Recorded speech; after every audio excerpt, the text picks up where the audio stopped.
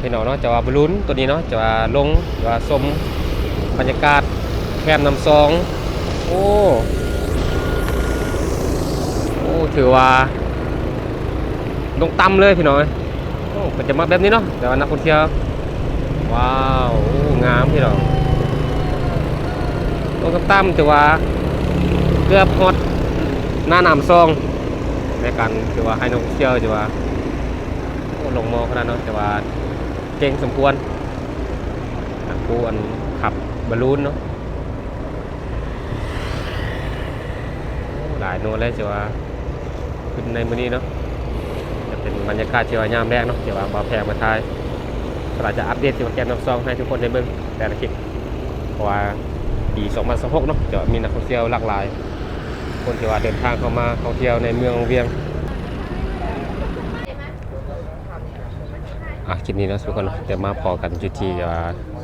พารามอเตอร์เนาะจะว่าเห็นหลากหลายประเทศจะว่าหลายคนเนาะจะว่ามาขี่พารามอเตอร์จะว่าอยู่จุดนี้เนาะจะว่าเล่นแค่นี้ก็แปะอยู่ที่ว่าทุ่งนาผาพวกหรือว่าแคมป์น้ำซองเนาะจะเห็นหลากหลายคนจะว่ามาขี่จะเป็นนักท่องเที่ยวทั้งประเทศสายยุโรปนะแต่ว่าทั้งประเทศจีนเปิ้นก็มาขี่อยู่จุดนี้เนาะ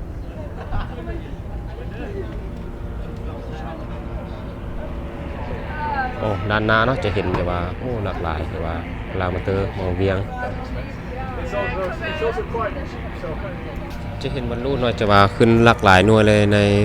คำบรรยากาศตอนแรกแบบนี้นะทุกคนเนาะว่านักท่องเที่ยวจะว่ามาเกี่ยมรอท้าขึ้นว่าหลากหลายคนเลยใน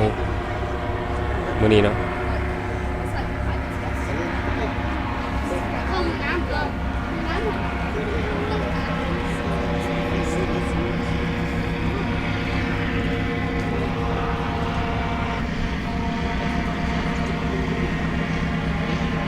เห็นภาพสวยงามเนาะท้องฟ้าก็เป็นลายสวยงามแรงมันมีจีนพระจีนอ่อนๆกำลังจะตกดินเนาะ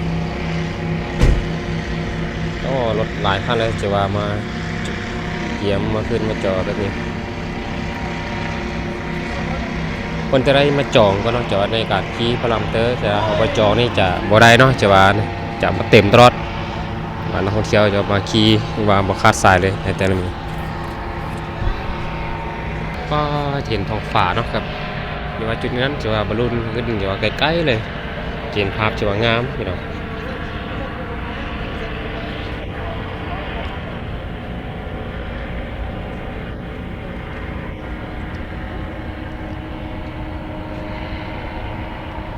เดินทางนี้เนาะเพิ่นก็จะสร้าง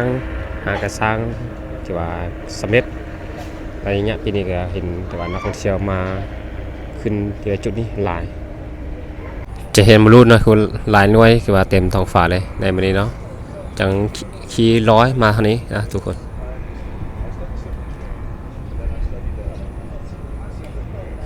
แล้วท้องฟ้ามื้อนี้เนาะจะว่าเป็นอากาศจะว่าแจ่มใสดีจะว่าเห็นภาพท้องฟ้าจะว่าเป็นลายขาวแบบนี้จะว่างามเลย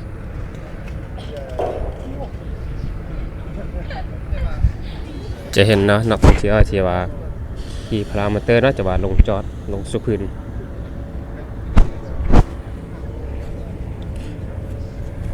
ซาวจะว่าต่างประเทศเนาะจะว่ามักเลยบรรยากาศจะว่า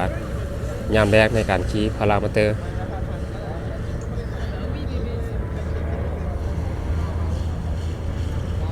จุดนี้น่าจะเห็นผาจะว่างามทุกคนเห็นผู้เห็นผาแต่ละมื้อเนาะจะการที่จะว่าขี่พารามอเตอร์จะว่าเมืองเวียงของเฮาจะว่าได้ค่อนข้างจะดีเลยสิว่าในการมีนักท่องเที่ยวสิว่ามาขี่มาขึ้นหลาย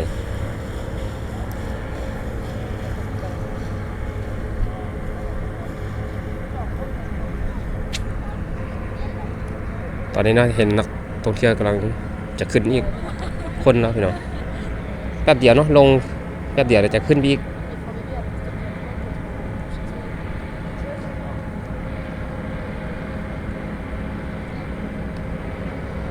พารามอเตอร์วังเวียง ต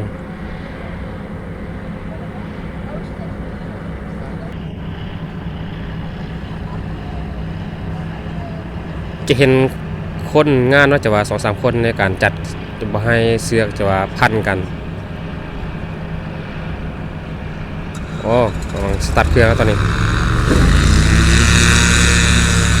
โอ้ไวขนาดทุกคนเลยการขี่พลังมอเตอร์เนาะประมาณ15 นาทีราคาประมาณ100 เหรียญเนาะประมาณล้านปลาย2 ล้านปลายทุกคน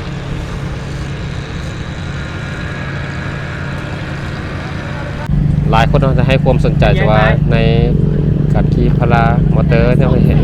แห่งนี้เนาะนักท่องเที่ยวจะมาลิ้นเนาะจะว่าเป็นหานไปนี่ในการเป็นตั้งปะไว้ให้นักท่องเที่ยวมาชมจะว่าในการขี่พลามอเตอร์เนาะจะมีห้านจะว่าจะมีเนาะเป็นห้านคาเฟ่จะว่าให้นักท่องเที่ยววันนั่งแล้วก็ชมบรรยากาศยามแลงโอ้ยผมเชื่อจากเมืองแบบนี้เนาะทุกคนเนาะจะเห็นแต่รถจักรที่ว่าเป็นที่ว่าเซามาแล้วจะเป็นรถคิกโอ้จะเห็นนักท่องเที่ยวเนาะจะว่าลงจากรถโอ้เดินแห่งนี้จะว่ามีคนนิยมหลายเป็นต่างประเทศหรือชาวยุโรปเนาะในการจะมาขี่พลามอเตอร์นักท่องเที่ยวหลายมื้อนี้